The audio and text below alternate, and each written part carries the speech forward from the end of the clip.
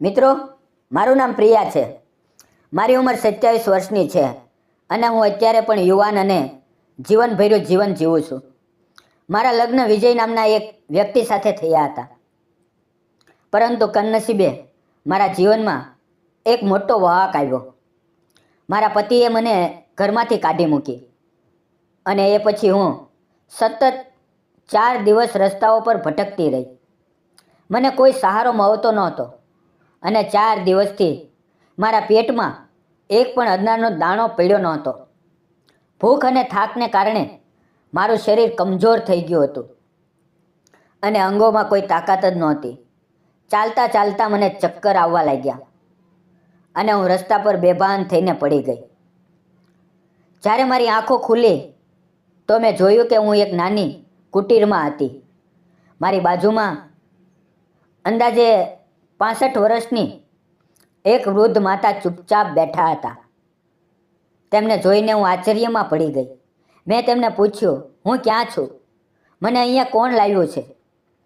માતાજીએ પ્રેમભર્યા અવાજમાં કહ્યું, બેટા ચિંતા ન કર, તું મારા ઘરમાં સુરક્ષિત છે.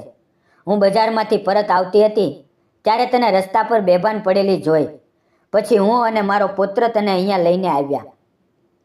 તેમની વાત સાંભળીને મારી આંખોમાં આંસુ આવી ગયા. માતાજીએ મને ઉઠાડીને બેઠી કરી અને પછી અંદર જઈને થાળીમાં ભાત અને દાળ લઈને આવ્યા. તેમણે કહ્યું, દીકરી, પહેલાં પેટ ભરીને ખાઈ લે, પછી આરામથી વાતો કરશું. હું ધીમે ધીમે ખાવા લાગી.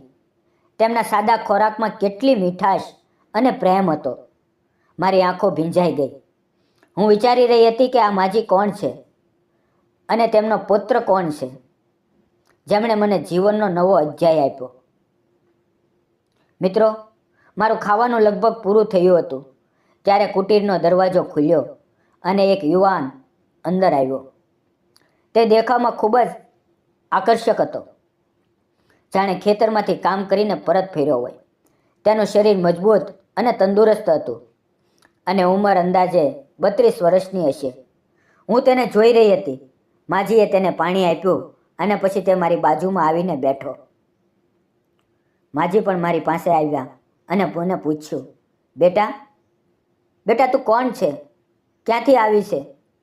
અને આટલી કાવજાવ ગરમીમાં કેમ ભટકતી હતી? તેમની વાત સાંભળીને મારું મન ભરાઈ આવ્યું અને આંખોમાં આંસુ આવી ગયા.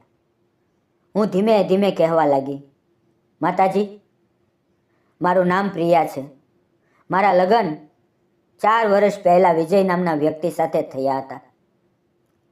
શરૂઆતમાં તેમનો વ્યવહાર બહુ સારો હતો. પહેલા વર્ષમાં તેણે મને ખૂબ પ્રેમ કર્યો અને તે એક સારી કંપનીમાં જોબ કરતો હતો. ઘરમાં બધું ઠીક ચાલી રહ્યું હતું, પણ ધીમે ધીમે તેની સંગત ખરાબ થવા લાગી. તે રોજ દારૂ પીને આવતો, ઘરે મારી સાથે ઝઘડા કરતો. તેની આવકના પૈસા દારૂ અને જુગારમાં વેડફાઈ જતા.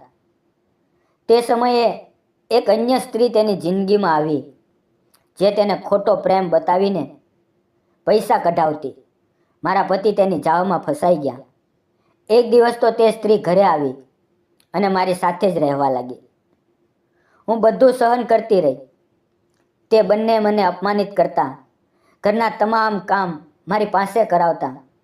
ધીમે ધીમે 4 વર્ષ આમ જ વીતી ગયા. મારા પતિને મારી તરફ કોઈ આકર્ષણ જ નહોતું. તે સ્ત્રી માટે પાગલ બની ગયો હતો. મને સંતાનનું સુખ પણ ન મળ્યું. એક દિવસ તે સ્ત્રી સાથે મારો મોટો ઝઘડો થયો અને તેણે મારા પતિને મારી વિરુદ્ધ ભડકાવ્યો. તે રાત્રે પતિ નશામાં ઘરે આવ્યો, મારી પર અત્યાચાર કર્યો અને મને ઘરમાંથી કાઢી મૂકી. મોડી રાત્રે મેં સાંભળ્યું કે તેઓ મને નુકસાન પહોંચાડવાની યોજના બનાવી રહ્યા છે. મારું દિલ ધડકવા લાગ્યું. મને સમજાયું કે જો હું વધુ રહીશ તો મારો જીવ જોખમમાં છે. તેથી તે રાત્રે જ હું ઘર છોડીને ભાગી ગઈ. પછી સતત 4 દિવસ ભૂખી તરસી રસ્તાઓ પર ભટકતી રહી અને અંતે રસ્તા પર બેભાન થઈને પડી ગઈ. પરંતુ ભગવાને મને બચાવવા માટે તમને મોકલ્યા. મેં રડતા રડતા કહ્યું, લોકો મને કામ આપવા તૈયાર નહોતા. 2 રોટલી માટે કોઈએ મને તક ન આપી. લોકો મને શંકાની નજરે જોતા અને દૂર કરતા, પણ તમે મારી પર કરુણા કરી અને મને આશરો આપ્યો. તમે અને તમારો પુત્ર મારી પર મોટો ઉપકાર કર્યો છે. માતાજી અને તેનો પુત્ર રાહુલ મારી વાત ધ્યાનથી સાંભળી રહ્યા હતા.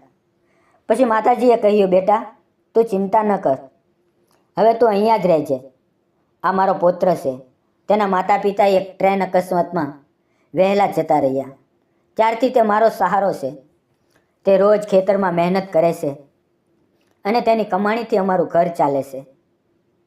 તેમની વાત સાંભળીને મારું મન ભરાઈ ગયું. મેં રાહુલ તરફ જોયું અને સ્મિત આપ્યું. તેણે પણ મને સ્મિત આપ્યું અને તે ક્ષણે મારા હૃદયમાં એક અજીબ શાંતિ આવી. મેં માતાજીને કહ્યું, માતાજી, હું ફક્ત ખાઈને બેઠી નહીં રહું. મને પણ કેટલુંક કામ આપો. મારે પૈસા નથી જોતા, ફક્ત તમારો સાથ જોઈએ. માતાજીએ મારા માથા પર હાથ ફેરવ્યો અને કહ્યું, બેટા, તું જેટલા દિવસ ઈચ્છે તેટલા દી અહીંયા રહી શકા છો. તેમની વાત સાંભળીને મારી આંખો ભીંજાઈ ગઈ. પછી હું અને માતાજી રસોડામાં કામ કરવા લાગ્યા. હવે હું ધીરે ધીરે ઘરના તમામ કામ કરતી, માતાજીની મદદ કરતી અને ક્યારેક ખેતરમાં પણ જતી.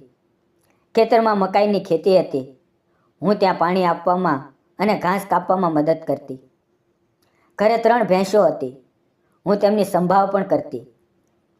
ઘણી વખત મારે રાહુલ માટે ખેતરે જમવાનું લઈને જવું પડતું. તે જ્યારે કામ કરતો ત્યારે ખૂબ આકર્ષક લાગતો. તેની મહેનત, તેના ગુણ અને તેની સરળતા મને તેની તરફ ખેંચવા લાગી. અમે ક્યારેક આંખો મેળવતા, થોડી હસીને વાતો કરતા.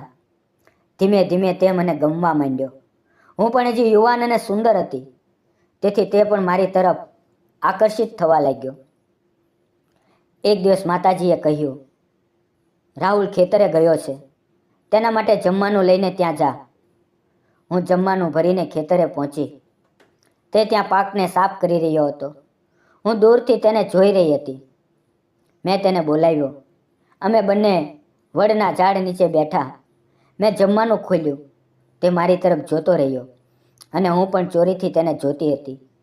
ત્યારે તેણે કહ્યું, પ્રિયા, મને એકલા ખાવાનું પસંદ નથી. તું પણ મારી સાથે ખા.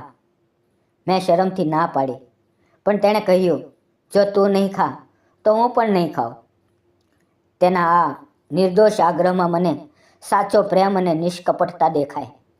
હું તેની સાથે ખાવા બેઠી. હું શરમાઈ રહી હતી. મારા ગાલ લાલ થઈ ગયા. ત્યારે રાહુલ ધીમેથી બોલ્યો, પ્રિયા, આજે તું ખૂબ જ આકર્ષક લાગે છે. અહીં તને 3 મહિના થયા. તને અહીંયા સારું તો લાગે છે ને? અને આગળ તું શું વિચારી રહી છે? તે મને પૂછી રહ્યો હતો. મેં ધીમેથી સ્મિત કરીને કહ્યું, મેં હજી કંઈ નક્કી કર્યું નથી, પણ મને અહીંયા ખૂબ સારું લાગે છે. તમે અને માતાજી મારી ખૂબ કાળજી લ્યો છો. મને લાગે છે કે હું હવે કાયમ અહીંયા જ રહી જાઉં. અને મેં હિંમત કરીને તેને પૂછ્યું, તમે લગ્ન ક્યારે કરશો? ત્યારે તે હસીને બોલ્યો, મારે લગ્ન તો કરવા જ છે અને મને એક છોકરી ગમે પણ છે. આ સાંભળીને મારું મન દુઃખી થઈ ગયું. મેં મુશ્કેલીથી પૂછ્યું, કોણ છે એ છોકરી? તે થોડીવાર ચૂપ રહ્યો. મારી આંખોમાં ઊંડે સુધી જોયું અને પછી બોલ્યો, એનું નામ પ્રિયા છે. તેની વાત સાંભળીને મારી આંખોમાં આંસુ આવી ગયા. તેણે મારો હાથ પકડીને કહ્યું, હા પ્રિયા, તું મને ખૂબ ગમે છે. હું તને સાચો પ્રેમ કરું છું. તું મારી સાથે લગ્ન કરીશ? તેની વાત સાંભળીને મારા શરીરમાં વીજળી જેવી ઝણઝણાટી થઈ. મારી આંખોમાં આંસુ આવી ગયા. અમે બંને એકબીજાને સ્વીકારી લીધા. પછી અમારો પ્રેમ વધતો ગયો. આમ જ 8 મહિના વીતી ગયા. એક દિવસ માતાજીએ પોતે જ કહ્યું, રાહુલ, તારા લગ્નની ઉંમર થઈ ગઈ છે. હવે તું ક્યારે વહુ લાવીશ? ત્યારે રાહુલ હસીને બોલ્યો, માતાજી, વહુ તો ઘરમાં પહેલેથી જ છે. અને મારી તરફ જોયું. શરમથી મારા ગાલ લાલ થઈ ગયા. માતાજીએ પણ હસીને કહ્યું, હા, પ્રિયા મને ખૂબ ગમે છે. તેનો સ્વભાવ બહુ સારો છે અને તે આ ઘરને સારી રીતે સંભાળી શકે છે.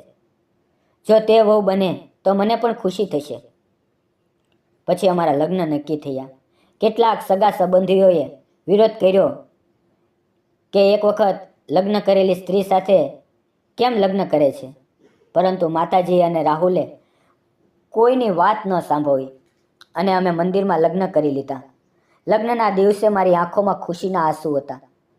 આમ જ થોડા સમય પછી મારા જીવનમાં સુખના દિવસો આવ્યા. માતાજી ખુશ થઈને મારી કાળજી લેવા લાગ્યા. અંતે મિત્રો, સમય જતાં મેં એક સુંદર દીકરાને જન્મ આપ્યો. રાહુલ તેને જોઈને ભાવુક થઈ ગયો અને બોલ્યો, મારો દીકરો રાજકુમાર જેવો લાગે છે.